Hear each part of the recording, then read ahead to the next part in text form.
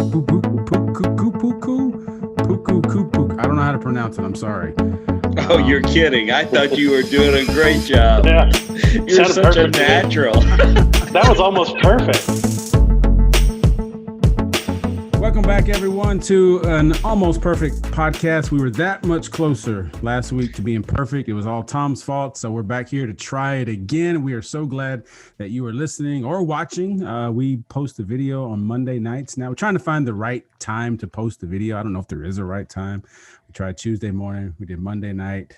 So we'll keep seeing. So whether you're watching on video or you're listening online or whatever, thanks for listening. Our good friend Tom is with us. Hey, Tom. Hey, from Asbury. And there is Wade along with him. Guten Morgen. And we have our esteemed guest returning. Tina Carter is with us. Good morning, Tina. How the hallelujah are you this morning? We're doing well here. All right, go. Is it cold for you right now? Yes. I see Wade's wearing a jacket. Tom's wearing a hoodie. I'm wearing fake flannel. So you know it must be chilly in Corpus Christi. And in Austin. Okay, I'll take it. It's better than 112. I prefer this weather. Now, Wade, when I was doing the video last week, I noticed something. Did your tree? You have a tree in the background. Does it flicker like on purpose? Should it flicker? Not that I'm aware of. I could have sworn I saw lights like come on like and then go away, and I was like, oh, this is scary because that's not how usual Christmas lights flicker, man. Well, it's on a timer, and I didn't turn it on before we got on today. It usually comes on in the late afternoon, but I turned it on last time, so it may have timed out. Just watch that tree, man. That's kind of scary back there. That's the worst thing that happens in this house today. We'll be doing good. All right, good. How was your weekend, everyone? Good Mine weekend. was great. Good weekend. I went to Austin. Sorry, Did Tina, you? I didn't tell you. That's okay. I got to see my mom and my sister, and we kind of did Christmas a little bit. So Right on. Yeah. Tom, You you said it was great too. What made it so great, man? Well, Saturday I watched football with my dad, and he's 92 years old, and so there's two things I've learned about my dad. He loves chocolate milkshake, so I show up with chocolate milkshake, and he kind of appreciates watching college football. So we did that on Saturday, and then yesterday the church did, I forget what we call it, a walkthrough celebration. Anyway, we had four little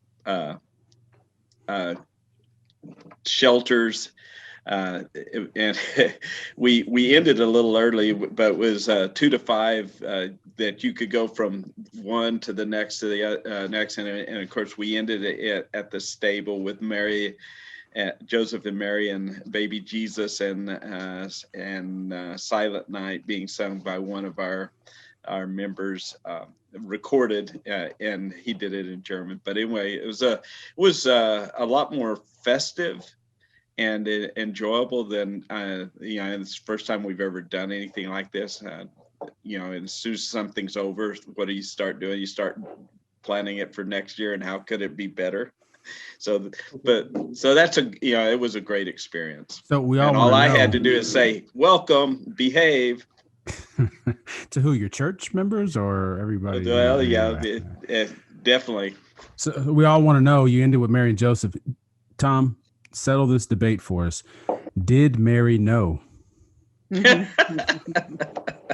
do a whole sermon about that. Yeah? And what's your conclusion? Oh, yeah. Yeah. That is a rhetorical question only. Okay. All right. Good.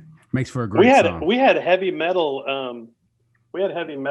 candlelight and communion service for our heavy metal service last night. It was their Christmas service, and that was fun. It was really a juxtaposition because they're kind of screaming metal, but they sing Christian songs, and most of the songs they write.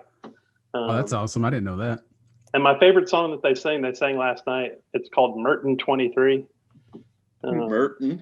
Merton 23. It's kind of a reflection on Psalm 23 through the eyes of Merton. So Okay. It's pretty good. But at the end, they sang a cappella, straight up Silent Night with candlelight. It was really nice. Okay, I was gonna ask if a heavy metal cover of Silent Night is ironic or not, but No, it's they a didn't cappella. They didn't do that. That's cool. I've been meaning to go to that service for the longest time. We wanted to take our youth to go, but it didn't work out because of COVID and everything. But we'll get there one Sunday. That'd be good. You should. It's a good feeling service. Those guys are really. I mean, music's loud, but they really have a great sort of vibe in there. Yeah. All right, cool. And I love it. They write their own music. I didn't know that. I love when mostly. I mean, they sing some other stuff, but they mostly write their own music. Yeah. I love when churches do that. You know, a lot of time, let's sing whatever's on the radio, and that may or may not be the best thing. But there's a lot of churches that have gotten into that idea of writing their own church families worship music, and I think that's meaningful. Certainly an art that seems to be lost. Maybe I don't know. There's not a ton of heavy metal worship tunes for them to cover. So they haven't found all those yet. Tina, you're working on those, aren't you? Absolutely. All right. So when we could, hopefully sooner than later, we have another church potluck. What is your go-to dish? Oh man. One of the things that Ellen made last time was some pretty rockin' jalapeno cornbread. So okay, I can dig it. I make a dill salad. That's cute. That's cute. Yeah, because how's that cute? Rotel tomatoes. I'm sorry. Say it again, Tina. Corn, bean, Rotel tomatoes. That'll work for me too. That'll work for me too. The reason why that's cute is because you're part of the reason, Wade. Like my wife, when we would do that, we just agree like to bring pizza or chicken nuggets because everybody forgets about the kids. Yeah. These kids ain't trying to eat no dill salad. They don't want that. Oh man, they would love it if I made it for them. Okay. All right. We'll take that as truth. My son hates it. Testimony from home. So anyway, that was my question when I read this headline. Grow your own human steaks meal kit is not technically cannibalism, makers say. What? John, you amaze us every week. No, this is next level though. This is the saying "you are what you eat" may soon become a lot more literal. It is a DIY meal kit for growing steaks made from human cells that was recently nominated for Design of the Year. So don't worry, I don't know that we're making this yet. It's still in design phase, y'all. So let's see. Name the Ouroboros steak after the circular symbol of the snake eating itself tail first. The hypothetical kit would come with everything one needs to use their own cells to grow miniature human meat steaks. So, Why? Why not, man? Because there's people who bring dill salad to church potluck. That's why, man. It's all natural ingredients, by golly. Well, so is this. Man. I made it myself. I mean, from a scratch. I made it myself. Very good. Where does where on the human body does the steak come from? I just am curious. Well, I don't know. Well, this says the human cells. I don't know. Just find a cell somewhere you got laying around. Growing yourself ensures that you and your loved ones always know the origin of your food, how it has been raised, and that its cells were acquired ethically and consensually. Ethically, I see. Ethically. Okay. This is an ethical food source. Okay, well, if you say so. So it's not like I'm gonna go around and get Wade's steaks and bring it and say it's my own. That would be unethical. Well, I guess. And believe it or not, lab-grown meat has not yet been approved for human consumption. So you're going to have to wait. That next potluck, you're just going to have to bring that dill salad, I guess. Probably good with that. You're okay with that? That's one of those. It is never going to happen. Yeah, we'll see. You hear that question a lot. You hear like these, universities or whatever do these crazy studies, and people ask, well, why in the world did they study that? You just never know, right? You never know what idea is going to spark the next idea or what it's going to teach you. So who knows what making steaks out of ourselves might teach us. Okay. All right, let's see. We got two more here for you. We know it's been a contentious election season, and things have been said. There's been accusations all over the place. It was confirmed that voter fraud was real, guys.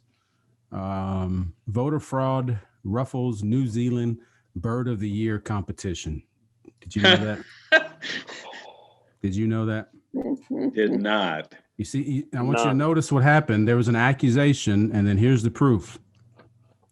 Suspicion began when organizers received more than 1,500 votes sent from the same email address.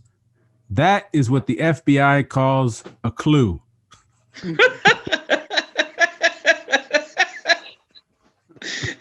Let's see. Down here in South Texas, we call that a barbecue. A barbecue. Or a barbecue. Barbecue. Let's see. Each vote was in favor of the little spotted kiwi. A kiwi. That's what I would have voted with. Puku. I don't know how to pronounce it. I'm sorry. Oh, you're kidding. I thought you were doing a great job. Yeah. You're such a natural. That was almost perfect. Yes, it was. Let's see. So anyway, the story's about almost a month old, I think. And so the little spotted kiwi, let's go with that version. He didn't end up winning. It was the who won? I forget. The spotted kiwi. No, he's the one people cheated for. Somebody said, I can only assume that people get really excited about New Zealand's native birds. Why else would someone want to cheat? I wanted to find it for you. I forgot. Oh, well, I'm sorry. Just, you know what? If you're going to cheat, just know you're going to get caught. If you send 1,500 votes from the same email address. Yeah. That'll add the winner in post-production, because I'm not going to sleep tonight if I don't know. You won't know. You won't be able to sleep. I still think it's that tree behind you, man. Here it is. The KK Po actually won. So not the other one. Spotted kiwi. Yes, the other one. So there you go, Wade. Now you can rest easy. All right. And if that wasn't enough, that's more upsetting than human meat. Hey, I am just waiting. I mean, it's so exciting what John is. What could he be bringing up now? I am bringing you the latest and greatest news in avian democracy. So,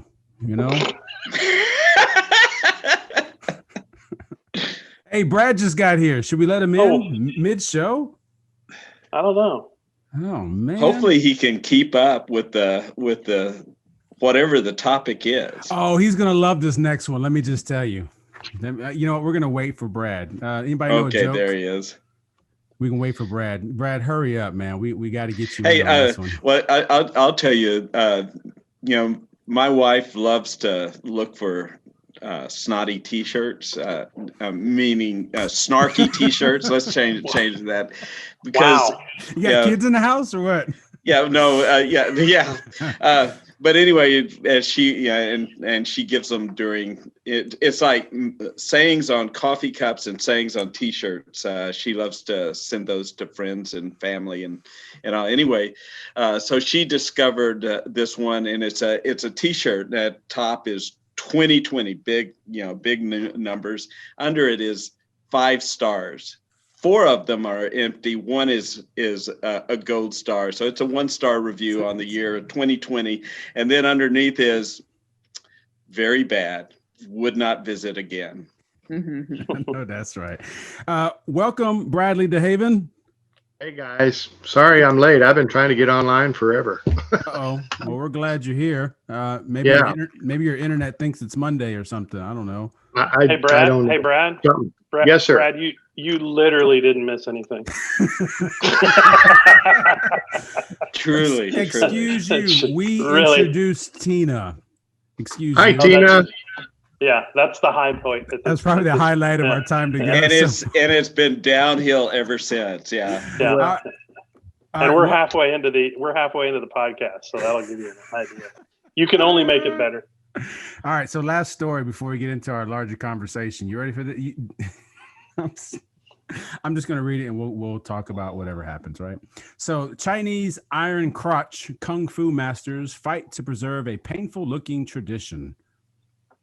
Are you guys familiar with the Iron Crotch? I can imagine it, but no. Really? Yes, really. This is actually important, man. So This is the best topic so far. I have to say. Yeah, I figured you. It's would not a say good that. topic, but it's the best. That's not necessarily a compliment, but go ahead. Go ahead. So Wang Laitao is no ordinary kung fu master. The 65-year-old from a village in central China practices a unique and excruciating-looking strand of martial arts coined Iron Crotch Kung Fu. This is a real thing, guys, and it's actually important. I'm going to tell you why. Let's see, its most famous, and this isn't why it's important, but its most famous technique involves a steel plate capped log 6.5 feet long and weighing 88 pounds that swings through the air and smashes into a man's crotch. Okay. Why? Unless Let's get to the important part. Or we're still waiting for the important part. Unless the swinging is moving at 88 miles an hour, then you just rock it into 1985. Okay. Unless, okay. When you practice Iron Crotch Kung Fu, Wang said, as long as you push yourself, you will feel great. Guys, you will feel great. So, and this is kind of the funny part of the story. Wang, who has been practicing the technique for around half a century and has 2 children, they wanted to let you know, insists that with the correct methods and sufficient practice, it does not hurt and has no effect on fertility. Yeah, I'm not going to try that. No. Are you getting to the important part yet? I'm getting to the important part. I just want your imagination to start brewing. And the Iron Crotch is a mastery of which is gained by taking hits to the body's weakest points while using breathing techniques to inure oneself. It's an element of the branch of this Kung Fu that was practiced in his village for the past 300 years. All right, so here's where it actually is kind of important, right? It's a Kung Fu practice, and it's about, accepting pain and all this kind of stuff, right? And it's not just the Kung Fu, what I call it, crotch. I'm sorry. I'm just imagining the breathing part.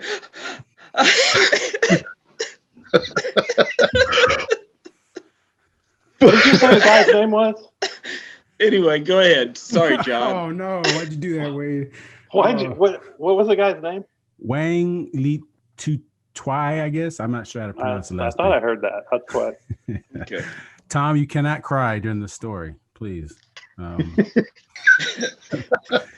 here's the thing. It's not just the iron crotch. There's the iron throat, the iron head, the iron chest, and the iron back as well. You see, so it's all about these points of your body that are the weakest, that if you can learn to, absorb the pain, then you can sort of overcome that.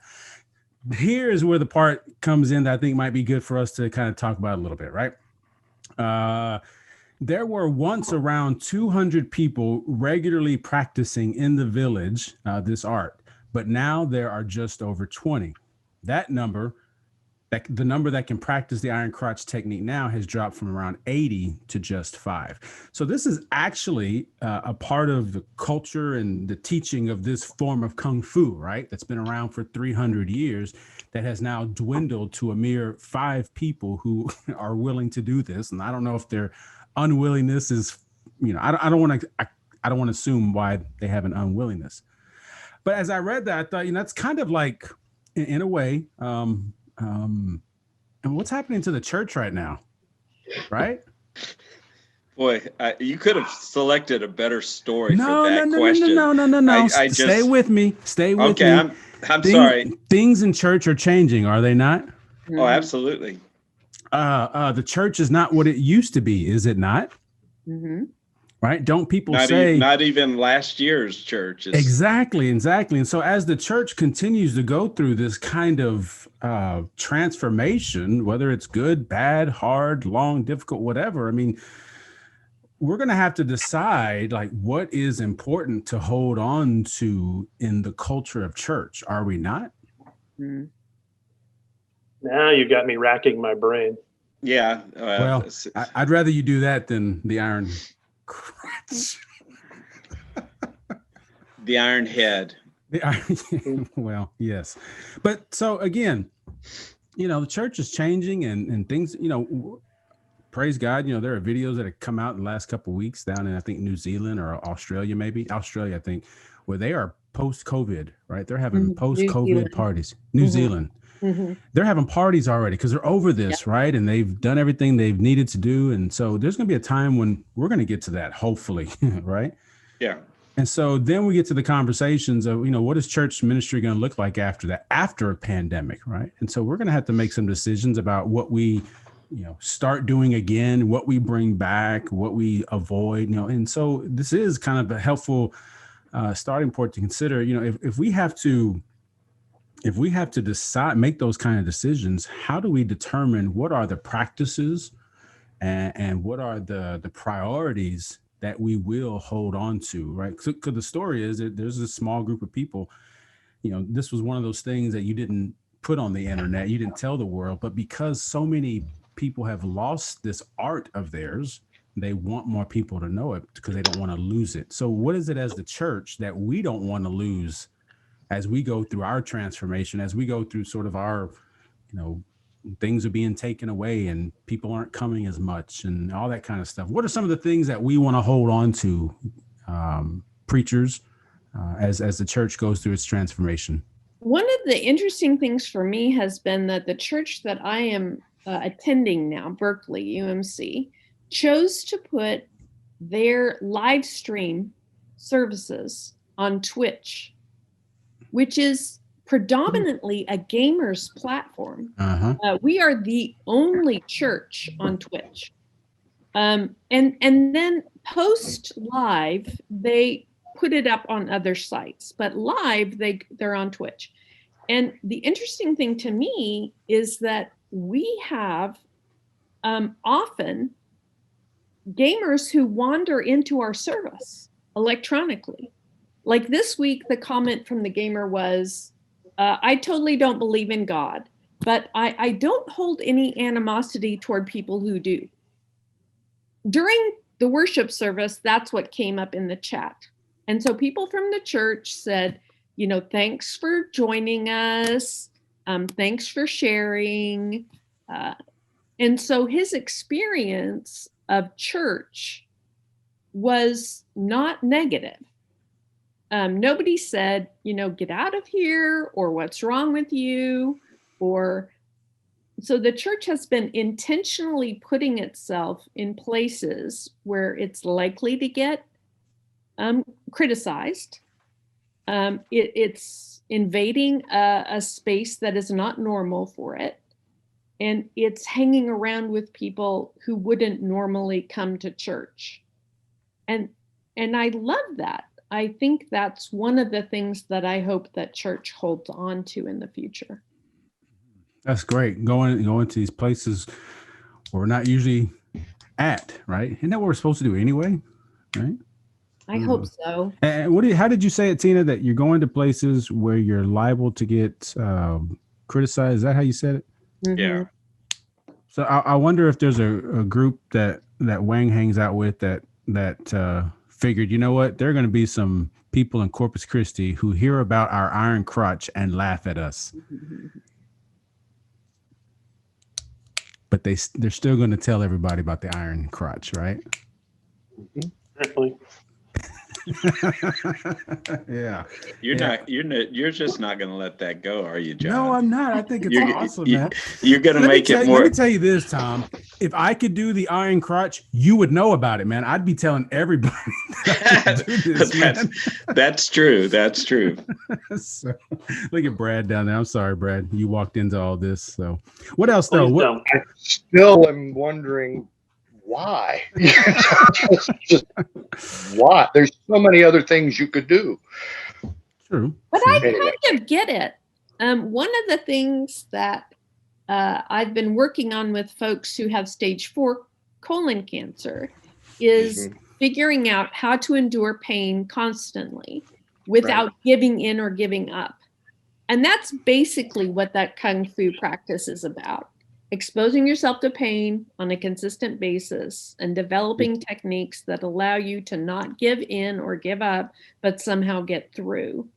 It sounds ridiculous.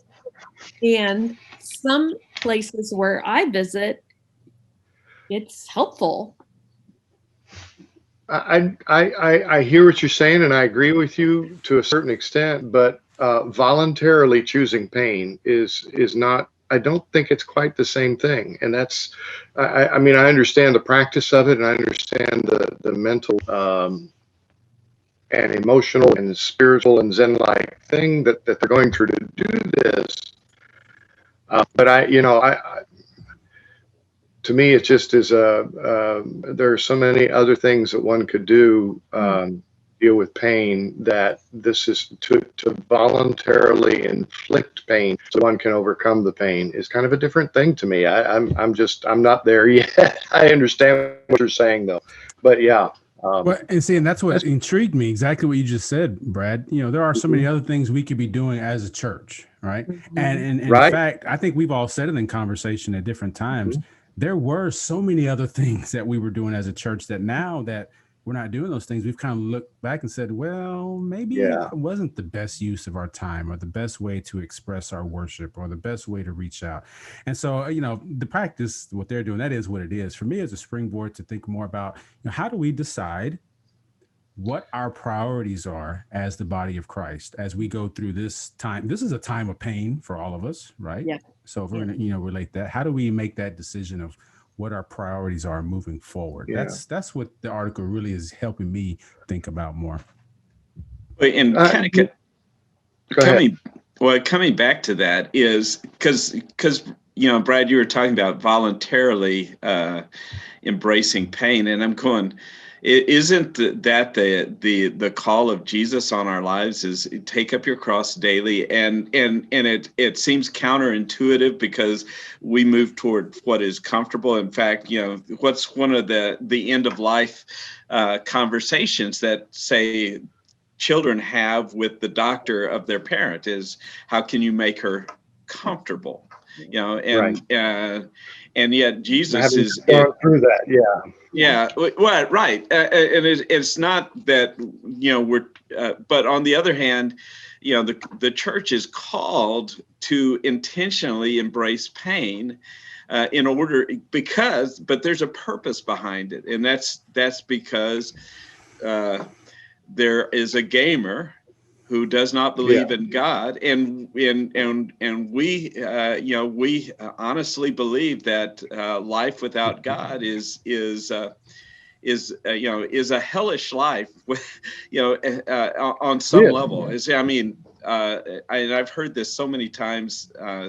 People say who've gone through difficulties, who've said, I don't know how I could have done this without God, and yet there are people who are going through difficult moments alone. And our call is to bring them into a place of community where they are no longer alone.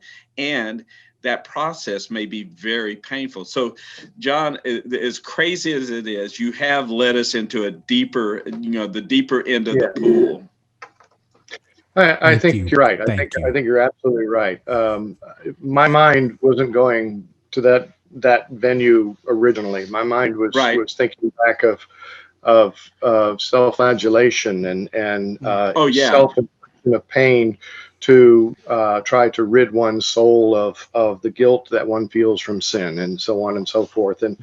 And so this is a part of me that's saying, I don't think these are quite, we're not even talking apples and oranges here. We're talking apples and bowling balls, And so, but I see what you're saying, and I agree. I think there is something to that the church is called to reach out and to how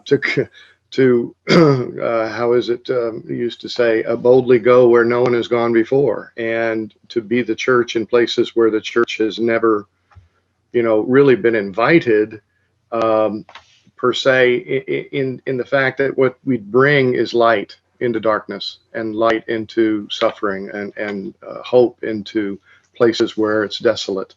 And I think that's a very noble cause, and I get what you're coming at. So yeah, I think you're right. There are a lot of barnacles on our ship that we have managed to scrape off in the last 10 months, 9 or 10 months here with COVID, that has given the church a little bit more leeway to see new potential for ministry arenas. Mhm. So Hmm. Yeah, and the article is provocative because of the title, but What was the Mhm. martial title? arts, the Iron Crotch, but the martial arts of all different types have always been about focusing your mind to overcome weakness and pain. So, and that's and that's been scientifically um, studied quite Mhm. a lot. So I mean, the metaphor works. Yeah. It's just a little provocative. Yeah. Why do Mhm. you Maybe think that's maybe that's the point. why didn't they lead with the iron throat or the iron back, right? Well, it doesn't Because sell papers, man. because John probably wouldn't have clicked on it if he saw that, right? So There yeah. you go. So and then you read several studies I've seen that ask the question of Christians, why are we hesitant to share faith? Why are we hesitant to what you're talking about, go into all these places? And by and large, it seems like the number one answer is usually something around fear of rejection, right, or Mhm. fear of humiliation, right. And so going back to what you said, Tina, going you'd like to see the church to continue going to those places where that's probably going to happen, Right. Mhm. and that means something to our mission, which is a great springboard for what we had talked about or decided to talk about today, about this idea of who is my neighbor, Mhm. right? Mhm. um who that's and obviously it's a Jesus thing, right? We know what Jesus said about, or you know what, let me not assume that. Can you all tell me what Jesus said about our neighbor and what we're supposed to do with her or him, them? Well, and it's interesting because it really isn't just Jesus. Jesus isn't the only one who says that. In fact, Thank you. as we read the scriptures, sometimes he's the one answering the question, sometimes he's the one who is asking the question. And in both cases, it's love your neighbor as yourself, which Mhm. is not new with Jesus. It's actually they're quoting the Hebrew scriptures, and I can't recall if Exodus, is it Exodus, Leviticus, Leviticus and Deuteronomy. Deuteronomy, right? Leviticus and Yeah. Deuteronomy. Okay. Torah. So you're saying Jesus wasn't all that original, Tom? Is that what you said? He is Well, an original, but Okay. that wasn't, at That least wasn't new. he wasn't the first human voice to voice that. Okay. and the actual story in Scripture is not Jesus asking who is your neighbor. Jesus asks a wholly different question: what does it mean to be neighborly?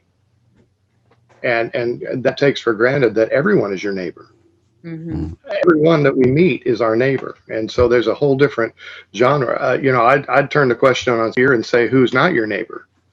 Who could not be your neighbor? And from a Christian perspective, the answer to that is very clear: no one.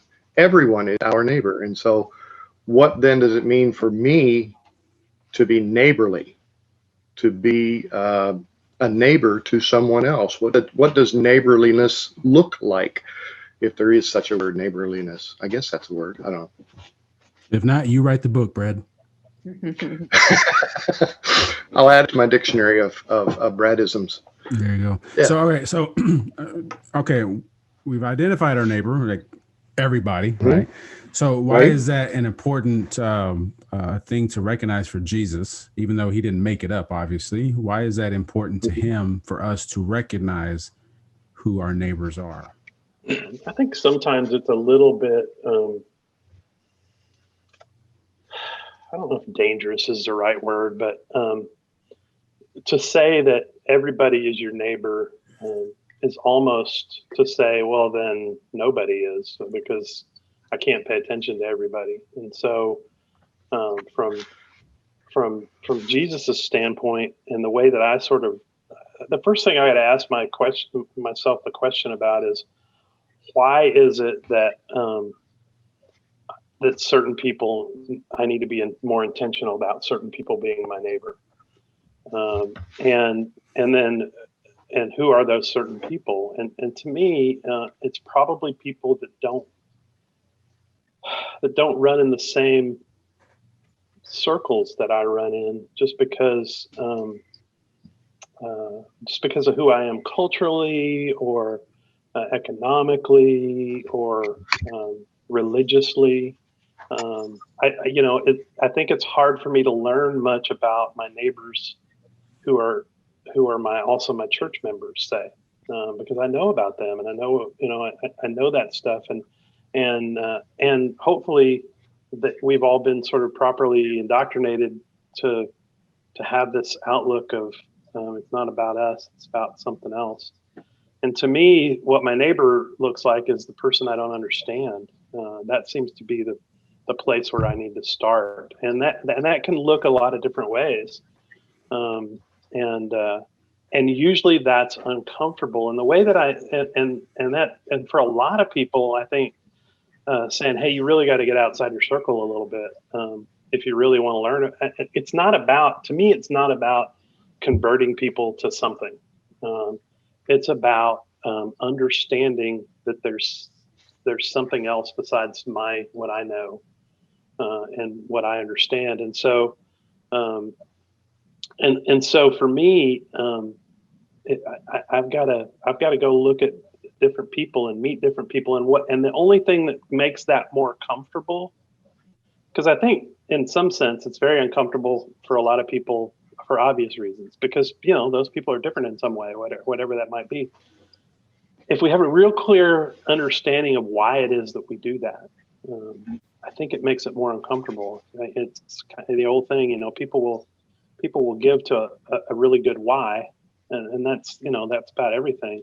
Whereas if it's just because somebody said I'm supposed to, that's not a really good why. And so for me, I got to identify, why is it that I need to go meet these people, and and maybe it's for them, and maybe it's for me, and maybe it's for something else, and just sort of being open to that. And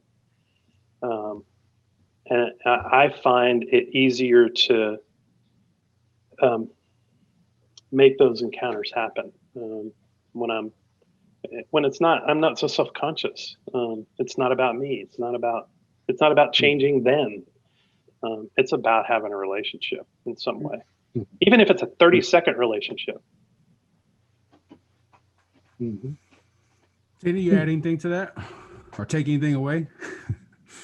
One of the things that I find the most interesting is that as I'm in different settings, it feels like I'm called to different neighborly attentions. So when I moved to Parker Lane, I immediately became involved in the juvenile justice system. I had touched that system before in my other appointments, but it felt like getting to know my neighbor in that setting was going to require more intimacy than it had before. Before, I had some knowledge. I had been in Betcher. I had worked with kids that had touched the system.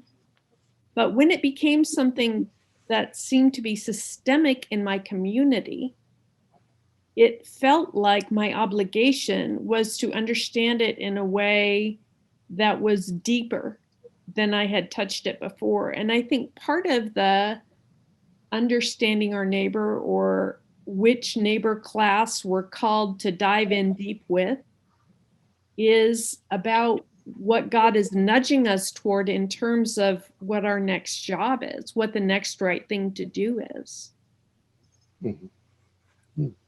I appreciate that. I don't think I've ever, that made me think about my experience. You know, I'm here at Kelsey, and our church is, just outside of the downtown area. And most of you know, about what that area looks like and what's happening in our city's homeless population, and how the city is handling that or is not handling that.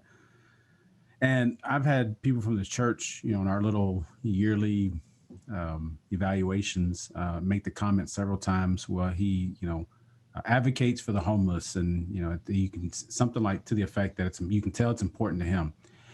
And I had never thought of that, when I was in Shiner, and nobody ever said he's advocating for the homeless, right? Or or even when I was in Irving or Bandera, because that wasn't the issue. And so you saying that kind of, I think, speaks to where you are, where God wants you to be. If you're aware of that, then God will connect you to who and to what cause, I guess, even, and to understand who your neighbors are that you need to connect with. All right, Tom or Brad, you got anything to add to that? But we're talking about causes and things like that, and I think about some, kind of the practical shift for me is when I walk out my door, the direction I turn. Let's say I'm gonna take a walk, and the direction I turn depends on if I'm going to give time to my neighbor or not. My neighbor's out front, and he's out front, I don't have time to talk with him, so I turn, this direction instead of this direction. And I'm learning, right now to turn toward my neighbor rather than away from my neighbor, and allow time margins for whether, in this particular case, allowing my neighbor to set the time agenda, and instead of saying right from the beginning, hey, it's great to see you, but I've got to go, just pausing long enough to actually hear what's going on with my neighbor. And typically those aren't long conversations, because when we're out bringing our garbage, or he's on his way to his car, or something like that. But it's also in those moments when it's more than a 30-second hi, how are you moment, is to be more open more often to those moments. Brad, a while ago, I think you alluded to,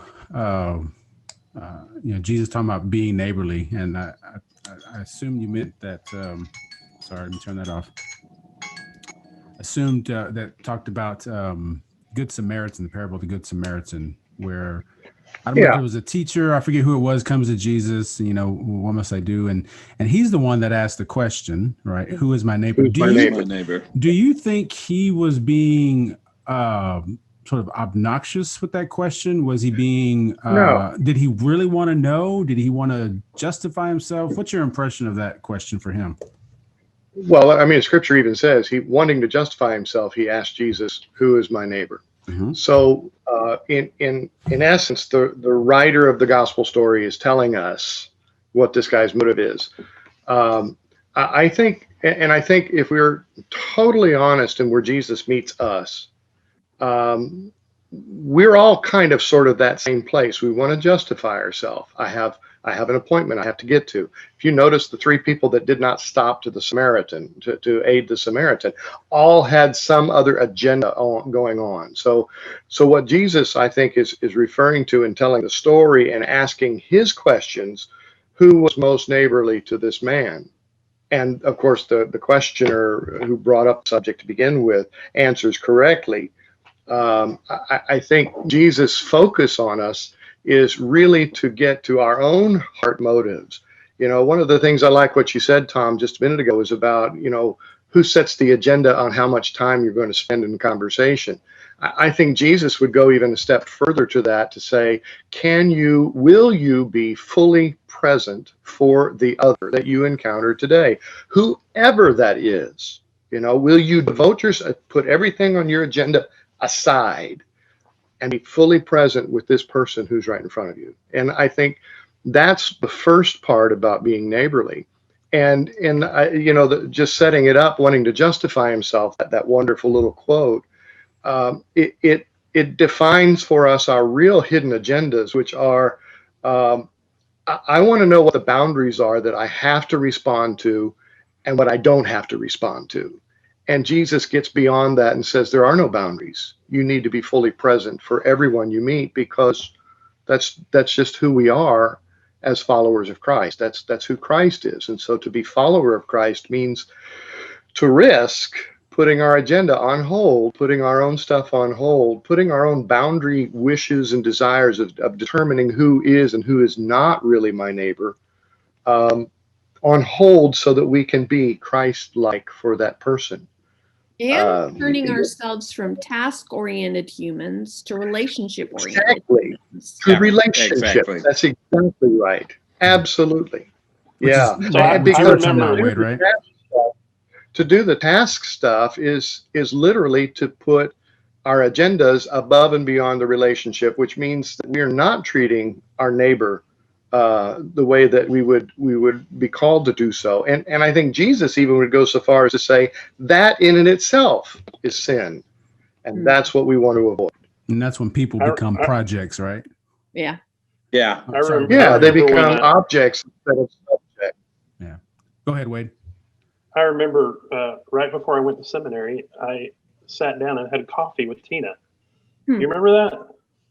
And my agenda was to ask, you know, what do I need to know about all of this?